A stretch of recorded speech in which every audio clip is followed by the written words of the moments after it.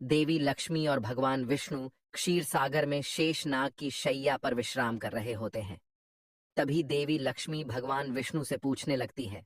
हे प्रभु, स्त्री के शरीर का वह ऐसा कौन सा अंग है जिससे उसका सौभाग्य जुड़ा हुआ होता है? कृपया आप मुझे स्त्रियों के शरीर के अंगों के शुभ लक्षणों के विषय में विस्तार से बताइए। भगवान श्री हरि विष्णु मुस्कुराते हुए कहते हैं, हे देवी, आज तुमने बहुत ही महत्वपूर्ण प्रश्न किया है। इस संसार में एक स्त्री का महत्व सबसे बढ़कर होता है। अलग अलग अवस्थाओं में स्त्री अपना कर्तव्य निभाती है। कन्या के रूप में वह पिता के घर में सौभाग्य लेकर आती है, एक पत्नी के रूप में अपने ससुराल में सौभाग्य लेकर जाती है, और एक माता के रूप में अपनी संतान को सौभाग्य प्रदान करती है। किंतु वह पत्नी के रूप में ही अपना सर्वश्रेष्ठ कर्तव्य निभाती है। एक स्त्री के शरीर के अंगों से ही उसके आचरण और सौभाग्य का पता चलता है। ऐसे शुभ अंगों वाली स्त्री अपने पिता, पति तथा पुत्र के लिए बहुत ही भाग्यशाली होती है। हे देवी, आज तुमने जो प्रश्न किए हैं, उन सभी प्रश्नों का उत्तर देने से पूर्व मैं तुम्हें एक महान सती का इतिहास सुनाता हूँ। वह सती है दामोदर की पत्नी, जिन्होंने अपने महान त्याग से मुझे प्रसन्न किया था। हे देवी, जो भी मनुष्य इस महान कथा का श्रवण करता है, उसके समस्त पापों का और उसकी दरिद्रता का नाश होता है। इसीलिए आप इस कथा को ध्यान से पूरा जरूर सुनना। देवी लक्ष्मी कहती है, हे प्रभु, आप मुझे उस महान सती की कथा अवश्य सुनाइए। मैं इस कथा को ध्यानपूर्वक सुनूंगी। भगवान विष्णु कहते हैं, हे देवी, पूर्व काल की बात है। कांची नगर में भक्त दामोदर दास और उनकी पत्नी निवास करते थे। उनके घर में उन दोनों के अलावा अन्य कोई नहीं था। दोनों ही परम दयालु और श्रद्धालु थे। उन दोनों की प्रकृति अत्यंत उदार थी। दोनों ही परम संतोषी और भगवत भक्त थे। दामोदर प्रतिदिन गांव से भिक्षा मांगकर लाते और उनकी पत्नी भोजन बनाया करती थी। यदि उनके द्वार पर कोई अतिथि आता तो वे उसकी सेवा करते, उसे भोजन कराने के बाद ही भोजन किया करते थे। यदि कोई अतिथि नहीं आता तो वे पशु पक्षियों को उनका भाग देकर भगवान का नाम लेकर बड़े ही प्रेम से भोजन का आनंद लेते थे। उनके मन में किसी भी प्रकार का द्वेष और अहंकार नहीं था। उन्हें भिक्षा में जो कुछ भी मिल जाता, उसी से वे दोनों संतुष्ट रहा करते थे। अधिक की कामना भी नहीं करते थे। यदि उन्हें भिक्षा भी नहीं मिलती तो भी वे ईश्वर का धन्यवाद करते हुए शांति से जल पीकर सो जाया करते थे। उनके पास असंतोष और अशांति भटक भी नहीं पाती थे। उनके अंदर भगवान के प्रति दृढ़ विश्वास और श्रद्धा थी। इसीलिए उन्होंने कभी अपनी गरीब परिस्थिति के लिए भगवान को नहीं कोसा। फिर एक दिन दामोदर दास भिक्षा मांगने के लिए घर से निकलते हैं। द्वार द्वार भटकने पर भी उन्हें किसी ने भिक्षा नहीं दी। उस दिन उन्हें अन्न का एक दाना भी नहीं मिला, जिससे निराश होकर दामोदर दास अपने घर पर आ गए और अपनी पत्नी से कहने लगे, हे प्रिय, आज तो भिक्षा में अन्न का एक दाना भी नहीं मिला है। लगता है आज के दिन भूखा ही सोना पड़ेगा। शायद प्रभु की भी यही इच्छा है। फिर उतने में ही उनके द्वार पर एक अतिथि आ जाता है और द्वार पर खड़ा होकर कहने लगता है, घर में कौन है भैया? मैं अतिथि हूँ और अत्यंत भूखा हूँ।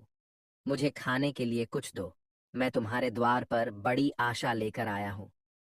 दामोदर ने देखा कि द्वार पर एक अत्यंत वृद्ध बूढ़ा व्यक्ति खड़ा है, जो बहुत ही कमजोर और भूखा दिखाई पड़ रहा था। उसे देखकर दामोदर दास ने उन्हें प्रणाम किया और इस प्रकार से कहने लगे, हे स्वामी, पधारिए। इस गरीब के घर पर आपका स्वागत है। इस दास के लिए क्या आज्ञा है? फिर उस बूढ़े साधु ने कहा, हे विप्रवर, मैंने सुना है कि तुम अतिथि का बड़े आदर के साथ स्वागत करते हो तथा उन्हें भोजन प्रदान करते हो। तुम्हारे द्वार से कोई भी प्राणी लौट कर नहीं जाता, इसीलिए मैं तुम्हारे द्वार पर आया हूँ। तुम भगवान विष्णु के बड़े भक्त हो, इसीलिए मुझे विश्वास है कि तुम मुझे खाने के लिए कुछ न कुछ अवश्य दोगे। इसीलिए मैं मुट्ठी भर अन्न पाने के लिए तुम्हारे द्वार पर आया हूँ। कृपा करके मेरी भूख मिटाओ। मैं भूख से अत्यंत व्याकुल हो रहा हूँ। कई दिनों से मैंने भोजन नहीं किया है। मेरे अंदर अब चलने फिरने की भी शक्ति नहीं है। यदि मुझे अन्न नहीं मिला तो मैं तुम्हारे द्वार पर ही प्राण त्याग दूंगा। उस बूढ़े साधु के ऐसे वचन सुनकर दामोदर दास को बहुत दुख हुआ। फिर दामोदर दास ने उस बूढ़े साधु को सहारा देते हुए घर के अंदर बुलाया। दामोदर ने अपनी पत्नी से कहा, हे प्रिय, घर पर अतिथि आए हैं। उनके लिए भोजन का प्रबंध करना होगा। यह सुनते ही दामोदर की पत्नी ने कहा, हे स्वामी, घर में मिट्टी की फूटी हुई खाली हांडी के अलावा कुछ नहीं है। घर में अन्न का एक दाना भी नहीं है। हमें तो भूखा रहते हुए 2 दिन बीत गए हैं। अब इस अतिथि को हम क्या खिलाएं? आज भी आप भिक्षा में कुछ भी नहीं लाए हैं। दामोदर कहने लगे, हे प्रिय, यह बूढ़े साधु अत्यंत भूखे हैं, चलने में असमर्थ है। ये बड़े सौभाग्य से हमारे घर पर पधारे हैं। यदि हम अपने घर पर आए अतिथि की सेवा नहीं करेंगे तो हमें महापाप लगेगा। अतिथि को हम घर से भूखा नहीं भेज सकते। दामोदर की पत्नी मन ही मन भगवान से प्रार्थना करते हुए कहने लगी, हे गोविंद, इतनी कठोर परीक्षा क्यों ले रहे हैं?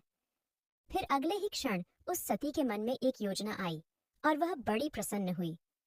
उसने अपने पति से कहा, हे नाथ, आप चिंता न कीजिए। आज अतिथि की सेवा बड़े प्रेम से होगी। आप पड़ोस से कैंची लेकर आइए।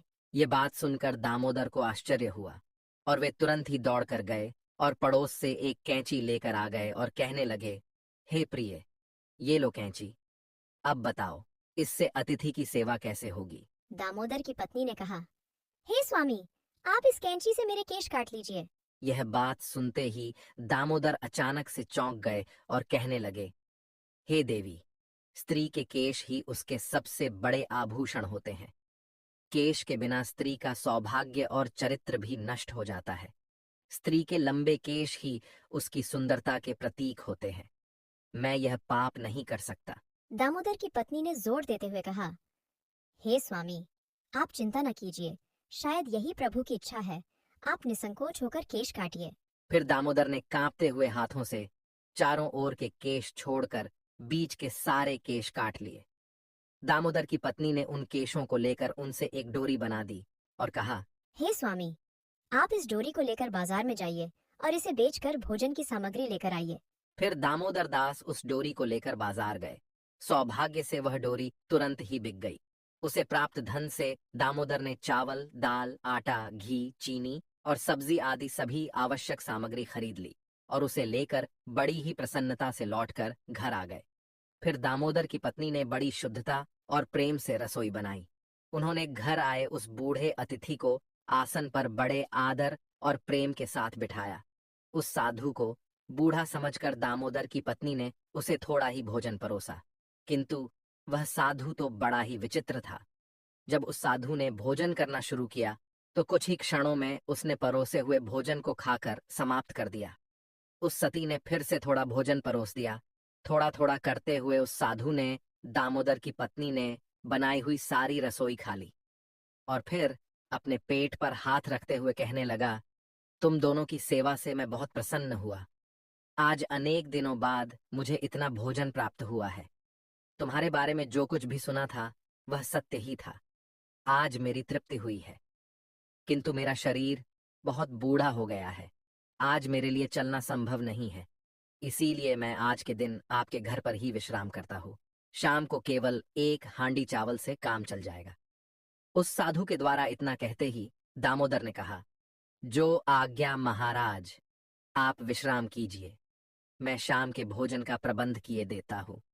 इतना कहकर दामोदर अपनी पत्नी के पास गए और उससे कहने लगे, हे प्रिय, हमारे अतिथि में चलने की शक्ति नहीं है, इसीलिए वे आज हमारे घर पर ही विश्राम करेंगे। किंतु अब संध्या के भोजन का क्या होगा? संध्या को भोजन हम कहाँ से बनाएंगे? यह सुनते ही दामोदर की पत्नी ने कहा, हे स्वामी, चिंता की क्या बात है? मेरे केश अभी भी बाकी है। आप फिर से मेरे केश बेचकर बाजार से सामग्री लेकर आइए। अब फिर से कैंची चली। सती के केश टूटे और उससे रस्सी बनी। दामोदर फिर से उस रस्सी को लेकर बाजार में गया। सौभाग्य से वह भी बिक गई और उसने उस धन से भोजन की सामग्री खरीद ली और लेकर घर लौटकर आ गया। दामोदर की पत्नी ने शाम का भोजन बनाया और उन्होंने अतिथि को आदर से आसन पर बिठाया और भोजन परोसा। अतिथि ने थोड़ा थोड़ा करते करते एक एक चावल छट कर लिया और देखते ही देखते सारा भोजन खा लिया। फिर वह बूढ़ा अतिथि कहने लगा, अरे भाई, आज बहुत थक गया हूँ। रात के लिए यहीं पर सो जाता हूँ। सुबह उठकर चला जाऊंगा। ये सुनकर दामोदर ने कहा, ठीक है महाराज, आपकी जैसी इच्छा। आप आज हमारे घर पर ही विश्राम कीजिए। वह बूढ़ा अतिथि दामोदर के घर पर ही विश्राम करने लगा। दामोदर और उसकी पत्नी दोनों ही उस बूढ़े अतिथि की सेवा करने लगे, उनके चरण दबाने लगे। चरण दबाते दबाते रात बीतने लगी। वह अतिथि भी सो गए। वे बड़े ही विलक्षण साधु थे। असलियत में तो वे तीनों लोकों के स्वामी थे, किंतु उन्हें उस दामोदर के घर पर पत्तों के बिस्तर पर सोकर अपार शांति और सुख की अनुभूति हो रही थी। साक्षात भगवान विष्णु ही वृद्ध का वेश धारण करके दामोदर के घर पर विश्राम कर रहे थे। उन साधु महात्मा को सोता हुआ देखकर दामोदर धीमी आवाज में अपनी पत्नी से कहने लगे, हे प्रिय, बाबा बहुत बूढ़े हैं, इनका शरीर बहुत ही कमजोर है, शायद कल सवेरे भी इनसे चला नहीं जाएगा। कल मैं सुबह जल्दी उठकर भिक्षा मांगने के लिए चला जाता हूँ और हम साधु बाबा को भोजन खिलाकर उनकी सेवा करेंगे। आंख बंद किए हुए उन साधु बाबा ने दामोदर की यह बात सुन ली। उन दोनों पति पत्नी का त्याग और उनका अतिथि प्रेम देखकर संपूर्ण विश्व का पालन करने वाले भगवान विष्णु की आंखें भर आई। श्री हरि तो भक्त वत्सल है, वे जो भी लीला रचते हैं उसमें उनके भक्तों का ही कल्याण होता है। पैर दबाते दबाते वे दोनों ही पति पत्नी साधु बाबा के चरणों के पास ही सो गए। फिर साधु बाबा ने उस दामोदर की पत्नी के सिर पर हाथ फेर दिया। हाथ फेरते ही उस सती के सिर पर काले घने और लंबे बाल उग आए। फिर उन्होंने दामोदर के शरीर पर हाथ फेर दिया, जिससे दामोदर स्वस्थ तथा अत्यंत पवित्र हो गए। भगवान ने दामोदर की झोपड़ी में दृष्टि घुमाई तो वह उसी क्षण में एक विशालकाय महल में बदल गई। उस महल में अनंत रत्न सुवर्ण माणिक मोती एकत्रित हो गए और फिर भगवान बोले, हे सती, तुम्हारी भक्ति और समर्पण से मैं अत्यंत प्रसन्न हूँ। आजीवन तुम दोनों अपनी साधना पूरी करके वैकुंठ लोक जाओगे। मैं छाया की तरह सदैव तुम दोनों के साथ रहूंगा। इतना कहकर भगवान विष्णु उस स्थान से अंतर्ध्यान हो गए। कुछ देर बाद जब दामोदर की पत्नी की नींद खुली तो वहां का नजारा देखकर वह आश्चर्यचकित हो गई। कल की सारी घटना उसको याद थी। अचानक से केस कैसे उगाए, ये दुर्लभ वस्त्र, आभूषण, अनमोल रत्न, यह महल अचानक कहाँ से आ गया। उसने तुरंत ही अपने पति को जगाया। जब दामोदर ने यह सब चमत्कार देखा तो उसे भी अपनी आंखों पर विश्वास नहीं हुआ।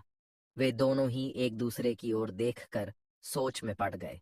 फिर दामोदर ने अपनी पत्नी से कहा, हे प्रिय, कल हमारे घर पर आए हुए वह बूढ़े साधु कहाँ पर गए। दोनों ने उन साधु महात्मा को चारों ओर देखा, लेकिन वे उन्हें कहीं पर भी दिखाई नहीं पड़े। दामोदर ने हर्ष से प्रफुल्लित होकर अपनी पत्नी से कहा, हे प्रिय, वे कोई सामान्य अतिथि नहीं थे, वे साक्षात करुण सिंधु भगवान विष्णु ही थे।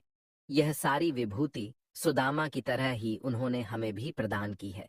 हम दोनों ही उन्हें समझ नहीं पाए। भगवान विष्णु कहने लगे, हे देवी, इस प्रकार से दामोदर की पत्नी ने एक स्त्री के सबसे महत्वपूर्ण आभूषण का त्याग करके अपनी भक्ति की परीक्षा दी। एक स्त्री के लिए उसके केश सबसे महत्वपूर्ण आभूषण है। केश गंगा के समान पवित्र है। स्त्री के बाल लंबे होने से उसे सौभाग्य की प्राप्ति होती है। जिस स्त्री की हाथ की उंगलियां गोल, लंबी, पतली व मिलाने पर छेद रहित, कोमल तथा लाल रंग की हो, वह सुख व भोग पाने वाली होती है। जिसके नाखून लाल, कोमल, ऊंचे और चिकने हो, वह ऐश्वर्य प्राप्त करती है। जिस स्त्री के गर्दन में 4 अंगुल नाप की साफ 3 रेखाएं हो, तो वह गहनों से सजी रहती है। जिस स्त्री की भौहें ऊंची, कोमल, सूक्ष्म, आपस में मिली हुई व धनुष के समान है, वह भी सुख व सौभाग्य देने वाली होती है। भगवान विष्णु के अनुसार यदि किसी महिला का चेहरा गोल होता है और उसकी नाभि दाईं ओर झुकी हुई है, वो आगे जाकर भाग्यशाली होती है और प्रसिद्धि प्राप्त करती है। तो दोस्तों, इस प्रकार से भगवान विष्णु ने देवी लक्ष्मी को स्त्री के लंबे बालों का महत्व बताया है। उम्मीद है आपको यह जानकारी अच्छी लगी होगी। वीडियो को लाइक जरूर करें। कमेंट में जय श्री हरि विष्णु, जय मां लक्ष्मी जरूर लिखें। साथ ही चैनल को सब्सक्राइब करें। आप सभी का धन्यवाद।